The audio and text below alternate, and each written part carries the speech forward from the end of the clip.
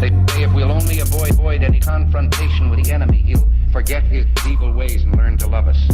All who oppose. To enjoy Layla Undercover, you must be 18 or older, open-minded, non-judgmental, and prepared to laugh, learn, and be entertained. Enjoy the show, sexy. Good evening, ladies and gentlemen, and thank you for hanging out with us here on Layla Undercover. I am your producer/host, Robin, and our other host tonight is Alexis. Hello. We have a very special guest with us this evening. Ladies and gentlemen, please help me welcome Rebekah Beneteau. Well, thanks, Robin. I'm so happy to be here. Believe us, the pleasure is all ours. We're very happy you're here. So Rebekah is what you would call a sex coach, a motivational speaker. Like, she does it all regarding sexual therapy. And we have so many questions. Your company is called Pleasure Evolution. Yes. And is what you primarily do sex coach? Yeah, well, I'll just say this. I started out my career as an entrepreneur as an energy healer. I actually went to a 4-year school for it, and I was doing laying on of hands healing work with people who had physical ailments and emotional ailments. And at some point, I recognized that our sexuality was our life force. And when people were not sexually expressed and not happy in that arena, they would get sick in their body and their mind. So I started to shift my practice, and basically about 6 years ago I decided that all I wanted to do all day was have sex and talk about sex and spread the joy. And so that's what I've been able to do. So that sounds like the best job ever. So Yeah. How do we become sex coaches? Yeah. Well, there are places to study and, people to train with. And, you said, do I mainly sex coach? And so I guess I need to talk about that because I'm not your typical sex coach. Like, a lot of coaches just do talk stuff. They want to know what your goals are, and then they help you to reach them. And I do that. But also along the way, because of my background, I'm able to do energy work with people. I'm able to do physical body work with people because I want to give people a mind, body, and soul experience of freeing up this part of who they are. Not just thinking about it, not just talking about it and then sending them out to do it, but for some people they need to actually learn some techniques. Or they want to experience something that they've never experienced before. They have old baggage from their parents about what sex is that's really hard to get rid of. And especially you could talk to a therapist forever and never shift your mind. But when you add in that energy work, it actually changes, it reprograms your brain. What is energy work? Well, so what's energy work? That's a great question, Alexis. So what I found was that I had the ability to see auras. Like, people have heard that, right? You can see auras. I would see colors around people's heads. And then I started having dreams about people that I knew what was wrong with them. Like, if they had an illness, sometimes I knew about it before they did. So basically, I use my intuition to read what's going on with a person's energy, and then I can affect where that energy is going. So when someone is stressed out, for example, they might run all their energy into their head, and then they get headaches or stomach aches. So knowing what a person does with their energy field in their body, how they kind of squeeze up, tense up, when they're in certain moods. So energy work means interacting with a person's energy of their body. So you kind of shift the energy, per se. Yes, exactly.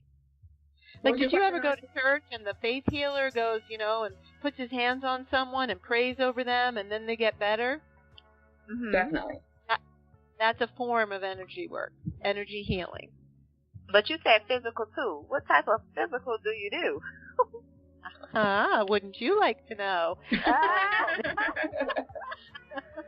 I think everybody would actually, the truth, okay, we are born, think about babies, and like you tickle a baby's foot and their whole body goes, ooh, right? So, but we don't do that. We begin to numb out progressively as we get older. And so people lose the ability to feel their bodies. So when I do body work, what body work means is anything designed to bring people back into their bodies, to give them more awareness of what feels good, of how to talk about what feels good, about how to make requests of a partner, about how to ask a partner what they like and how to how to touch them. It's like therapy in a way, because you're trying to teach them to, engage in sexual activities again. Right. And how to be really present when they're doing it. Right. Now that's the number one thing, to be present while you're doing it, because some people is not mentally into it. Mm-hmm. Well, all the way. It was a thing. I had to learn my body. It was a thing at first. I couldn't tap all the way into my sexuality, because, like, if I was having sex, my mind would wander off. Especially in the daytime. I used to tell my boyfriend, I can't have sex during the daytime because my mind wanders too much, and I'm not going to be into it like I need to be. So I never liked having sex during the day because my mind would not shut off. So I understand what you're saying, because like I have went through that as well. Well, maybe we need to figure out how to turn your brain off during the daytime too. Hey, can you help me with that? Yeah, I might have a few suggestions. Awesome. Hey. So, Rebekah, so we have a few ladies on the show who are what we like to call fluffy. So it's like larger size women or bigger women or plus size women.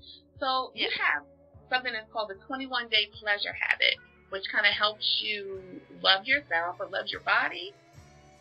Yeah, basically the 21-day pleasure habit is a sequence of emails, and each day is an activity that takes about 15 minutes or less, but all of them are designed to help you love on yourself more. One of the biggest enemies I think that we have to enjoying our lives sensually is self-judgment. And I don't know if you've seen my pictures, but I'm not a little girl either. And a fluffy woman who's in love with her body and in contact with her sexuality is way sexier than a little stick. And I find in general that women judge themselves about their weight way more harshly than men do. A lot of men like a full-figured woman. And for us as women, to learn to receive that and to feel worthy of that admiration and to just get rid of those. Who's that voice of judgment?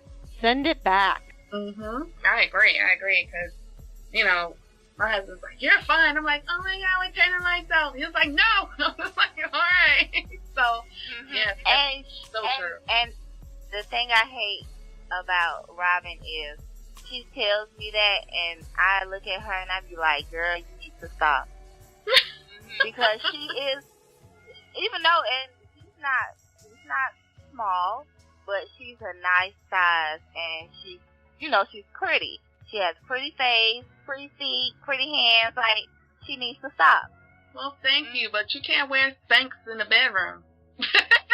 Man, look, you can wear something. Don't get me started on Spanx. Spanx just cut off all your energy, all that good energy that should be coming from Mama Earth up through your crotch. It hits the Spanx and it bounces off.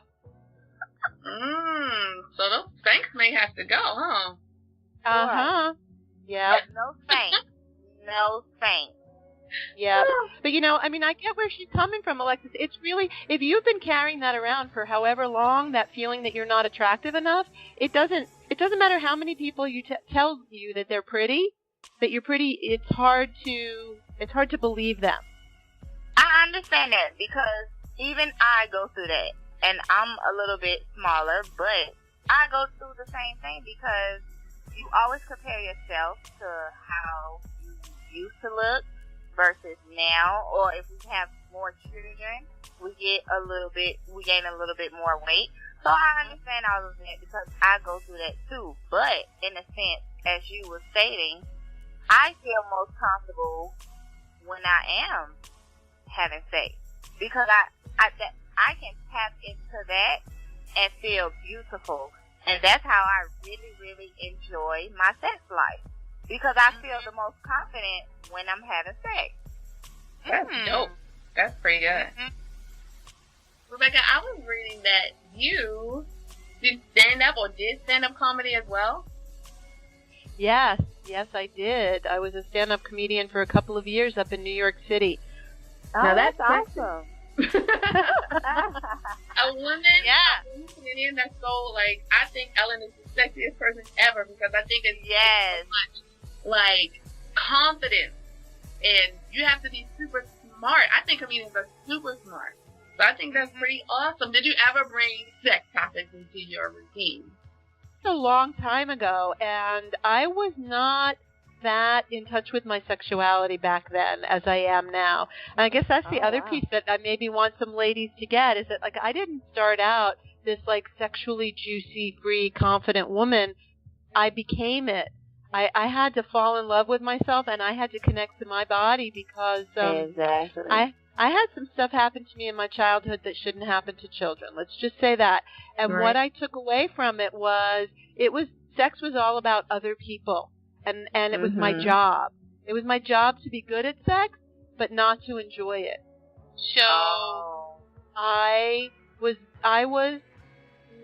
went through a phase of being very promiscuous because I was looking for love, but I was giving sex trying to get love. A lot of women do that, right? Yeah. And it never worked. And then I was married and I had a child and I was in healing school and I thought, why aren't I happy? I still wasn't happy or fulfilled. And one night we were making love and I was just lying there going, are you done?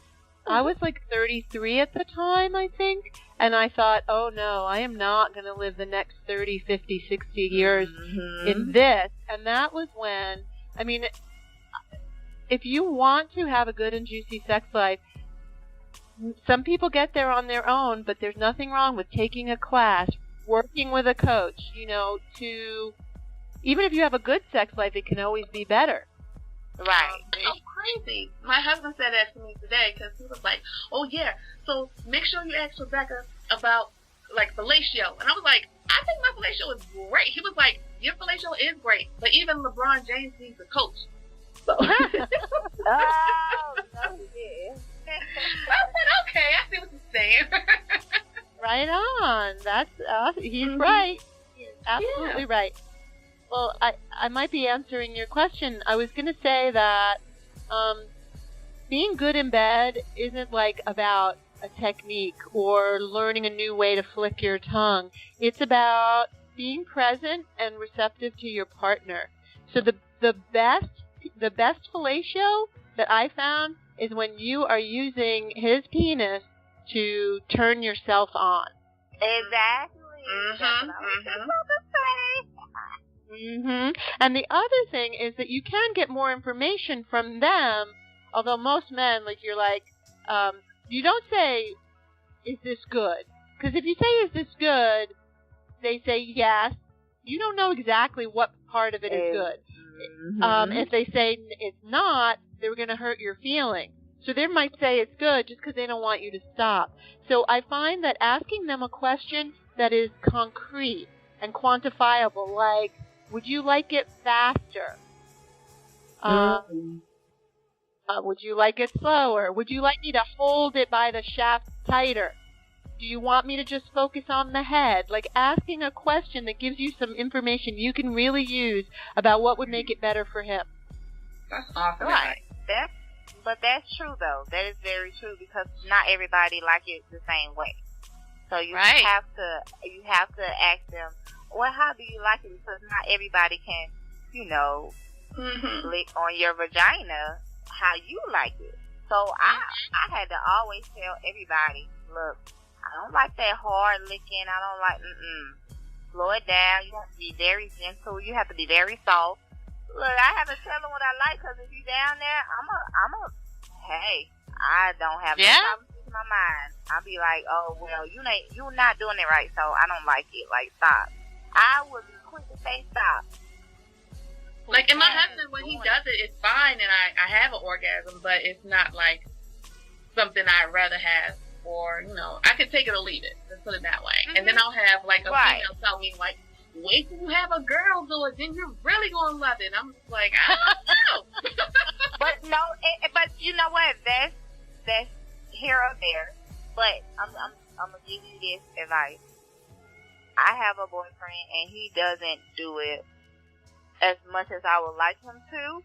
But my ex, I'm with you, Robin. I can take it or I can leave it. I don't have to have it. Mm-hmm. But my ex, OMG. But why you let him slip away? No, I'm just kidding. Girl, hold on. I didn't let him slip away. He wanted to slip away himself. Gotcha. He wanted to go play with everybody else, and I'm not like that. I'm not with that. Mm-hmm. It's just not me and you. You can go have your friends. Leave me out of it. Oh, well, speaking of, Rebekah, you kind of talk about a poly and a mono-type relationship, right? Yeah, well, because like we were talking about, my company is Pleasure Evolution, and what I'm really passionate about is what I call sexual authenticity. And that's different for every person. And a lot of people by default are one thing, like they're heterosexual, and they're monogamous, and they like their sex in the bedroom, vanilla. They've never spanked another person or pulled hair, or so there's a whole world of activities to bring into the bedroom, and you don't know what's possible unless you learn about it. And I think monogamy is great. Monogamy is great, but it's not always for everybody. And so choosing it mindfully is really important. And knowing what your couple can stand and can't stand in terms of jealousy and trust. But, if you're going to be with somebody for your whole entire life, and you're never going to look at another person sexually, never going to touch another person sexually, for some people that gets long, it gets boring, and that is a reason they say that sex gets scarce in long-term married couples. It's because they're bored. Right. Yeah. So I'm really encouraging, particularly of long-term couples, there's no reason for the sex to get less just because you've been together longer. It means that you need to start bringing the sense of wonder and variety and, what's the word I want? Novelty, like uncertainty. Like when you're dating someone, it's really hot because you don't know yet what it's going to be, and there's that uncertainty. It's also why makeup sex is sometimes hot. So polyamory is when you agree as a couple what the parameters are for playing with other people, or even falling in love with other people, or creating a marriage that's four of you. I mean, there are all different ways that people do it. Yeah, because I want to have, my husband has never experienced a threesome, and I want to do it, but I'm so afraid that I'm going to be so jealous. Probably the Leo in me. I like to be the center of attention. I like to be number one, and I don't know if I want to see it, but I want to experience it, but I'm afraid I'm going to quit in the middle, never mind. Well, I thought I was going to be like that when I first had my threesome, and I was surprised how I wasn't jealous. Actually, him rubbing and touching on the female was turning me on. And I thought I was going to be the opposite, but I am attracted to women, so therefore I wanted to, be with that woman also. So it didn't make me jealous because I wanted it also. So if you're not attracted to females and you're not all in it, then maybe you might become jealous because of, you see your man with another woman. That's true, but I never know until I try. So I'm going to have to try and just see how it goes. Rebekah, I love your style, honey. Well, thank you. I love your style, too. I mean, one thing I can say about jealousy is that and I agree with you, Alexis, if you allow it, you might realize that you're really turned on. You might feel like I knew that with my second husband, I was what we called monogamish, which meant that we were monogamous with guest stars occasionally. And when he was giving pleasure to another woman, I was really proud. I was like, oh, look at my man giving this woman pleasure. Isn't that great? But if the opposite was true, if she was doing something and he was really excited, that's when I got jealous. I was like, oh, no, I'm supposed to be the source of fun in your life, not her. So one of the ways that's really good for dealing with jealousy is to include yourself. Because jealousy comes from turn on plus exclusion. So you feel jealous. You don't feel jealous if your man is going to do his taxes with somebody else, right? Not at all. So in this situation, if they're doing something and you start feeling jealous, it's very useful. You can just say, wow, I'm getting really jealous over here. Your cock looks really good in her mouth. And then it's amazing. You will notice that I noticed this. I immediately felt less jealous. I felt more included. And I had that experience happen to me with my third threesome.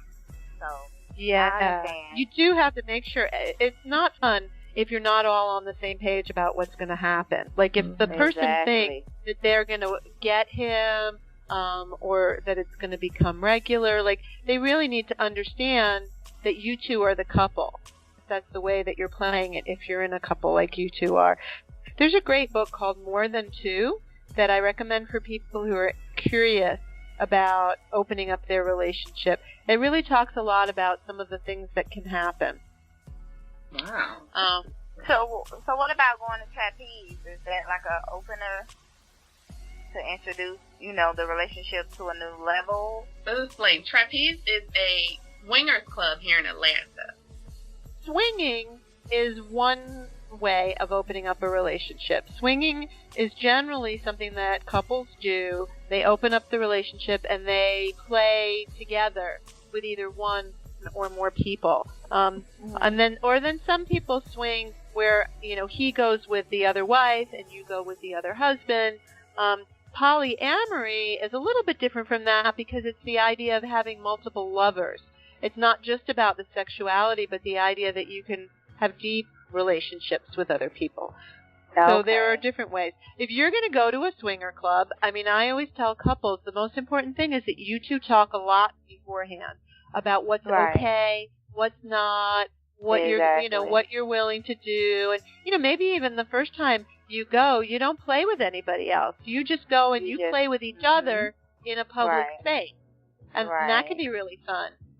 Or you go and watch, and you go home and have wild monkey sex alone, but like all of those things are possible, but you can only move as fast as the slowest person, the person with the most nerves about it. You have to be willing to move at their pace. It seems like as a therapist, you have probably seen or heard some of the most unique things. Tell us something that has been like the most, I don't want to say weird, but unique thing you've ever experienced. Well, I did have a client whose fantasy... Okay, so first of all, you have to understand that some of what I do is people come to me feeling ashamed of what turns them on. And it's my role to be the listener, the objective listener, and encourage them and tell them that they're not weird as long as it's legal and they're not hurting other people, right? Right. So no kids, no animals, nobody drunk, like nothing, nobody that cannot give informed consent to what you want to do, as long as it doesn't hurt that. And I even say legal, but the truth is, I personally don't have a problem with people going to a massage therapist who provides a happy ending, because I think our country has a ridiculous attitude about sexuality. You get your hair cut, you get your teeth cleaned. There is no reason why you can't go to somebody who has chosen this as their life's job, to provide loving touch to another person. There is nothing sinful or disgusting about that. Anyway, off my soapbox. So let's see, unique. I had one client who wanted to be able to ejaculate in his own mouth. Okay. What? And so while he did that, I talked to him about it and just really acknowledged the things that, like, I think it's great how much you know about your own body. I think it's great that you're willing to give yourself this permission. And, we just talked about it. And he had a lot of men come to me with the goal of lasting longer. And, so I teach that. I guess what I want people to get from listening to this is, like, nothing that you're into is that weird. There's probably somebody else on the planet that's already into it. Like, right. Exactly. So was he able to do that? He was. What? Yeah. I guess he was a good contortionist, and he shoots really far. Yeah. And most of the women that come to me are looking for partners and are having a hard time connecting, or who aren't orgasmic, or can only have orgasm through using a vibrator, and then that makes it hard for a real man in person to please them. I went through that. So that, that's something that I work with. I know you read the website, so you know that I work with people who are curious about BDSM and exploring whether they might be submissive or dominant. So, Rebekah, this is the thing that I want to get off my chest. Yeah. So, I'm into that S&M, submissive and bondage. But, Yay! Yay! But, this is the thing. My boyfriend, he's not into it. So that's kind of like my downtime. I have my little toy, but it really turns me on. And it's like, I understand what you're saying about these fetishes that they have. And that's kind of like my fetish, that I have that don't nobody know, but now everybody knows. But, yes, I really get turned on about the S&M, bondage and submissive and all that. Like, it's just like the next level of freakiness for me.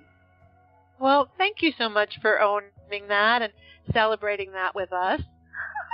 Because I don't mind trying it, but my husband is like, that's where I draw the line, right? So, is there any way you can mix, like, intimacy and, like, S&M and... Oh, yeah. I mean, S&M is very intimate, and a lot of conversation has to happen. And, if you have a partner that says, no, I'm not into that, I'd be curious, like, well, what is it? What about it? Why are you not into it? Or is there anything about it that is interesting to you? And finding a place where maybe what they're into is also what you're into. Like, I don't know, for your partner that doesn't want to tie you up, Alexis, like, what if he could tie you up and just, like, tease you and keep you from coming for, like, just keep bringing you to the edge and then leaving the bed and then coming back and, but I making you beg him. Would that be fun for him? I think he won't know until he try it. I think that men think that we will feel like they like it too much, or they don't want to admit it that they're into it because they know a lot of women may not be into it, or they may not want to admit it that they're into it. But I think that, I'm not going to say all men, but just speaking in general, I think men want to be into it, but they don't want to tell their significant other that, they like it. Or if they start doing it, they like it too much, or they want it all the time.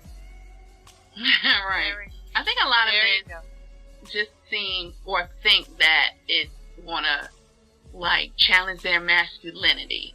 And that's why they're just like, I'm not even going there.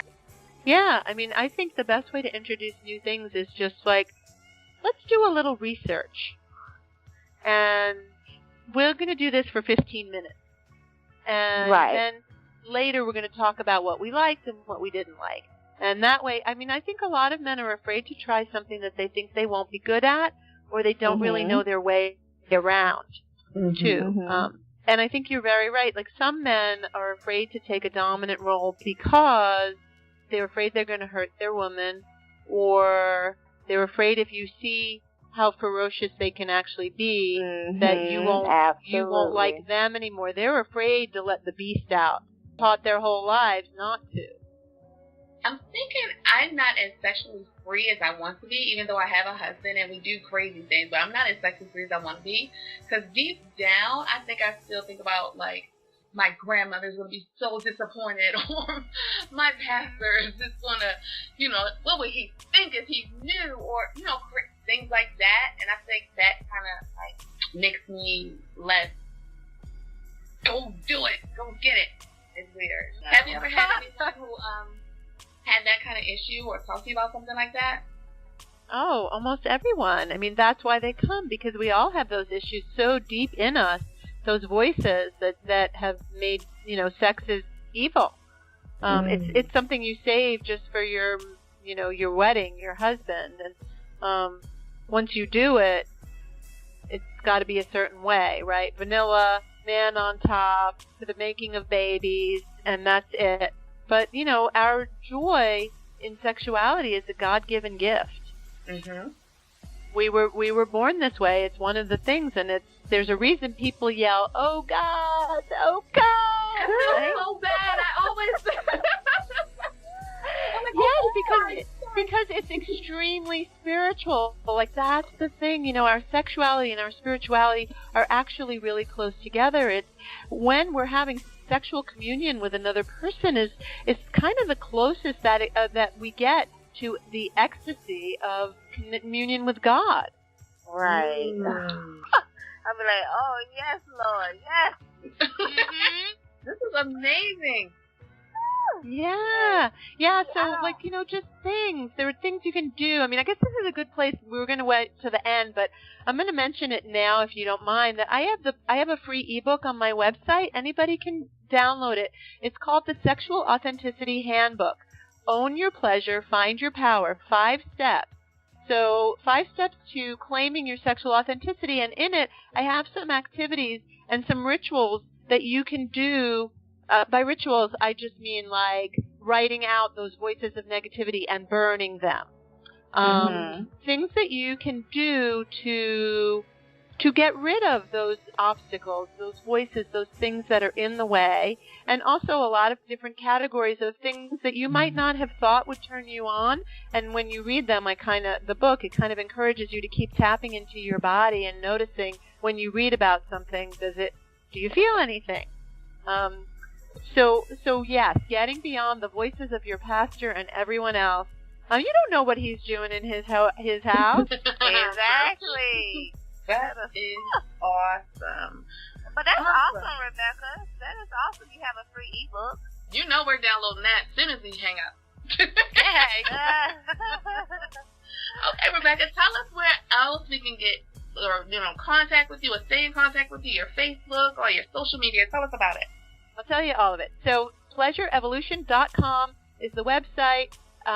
There's lots of stuff on there. There's articles, there's videos. As you mentioned, the 21-Day Pleasure Habit, which I think is $21.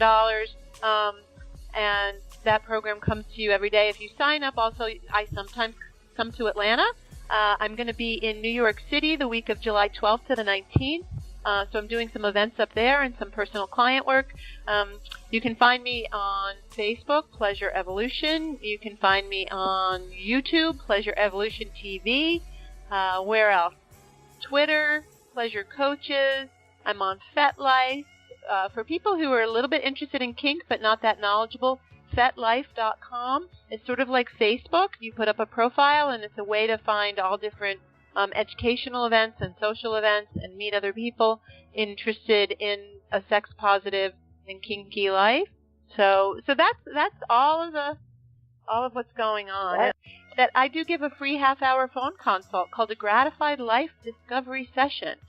So, like, what do you think might make your life just that little bit more gratifying, or a lot more gratifying? And we'll just talk about what those things are, what might be in your way, and I'll give you some resources, including what it might be like to work with me, but just some actions like I've given on this call today, with you chatting with you two, of what you can do for yourself right now.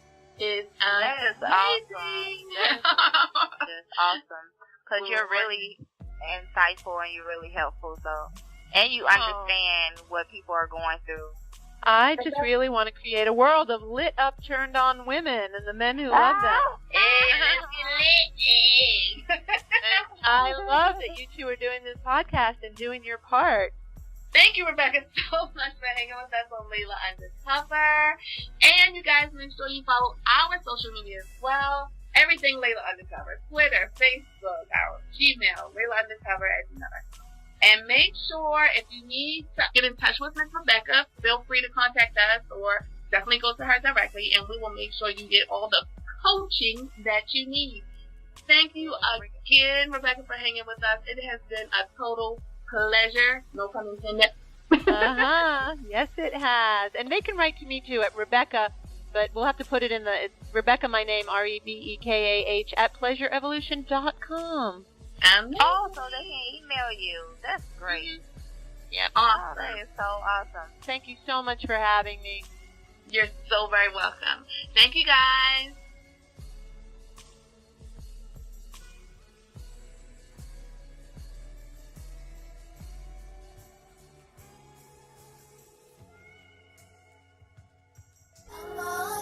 And they say if we'll only avoid any confrontation with the enemy, he'll forget his evil ways and learn to love us. All who oppose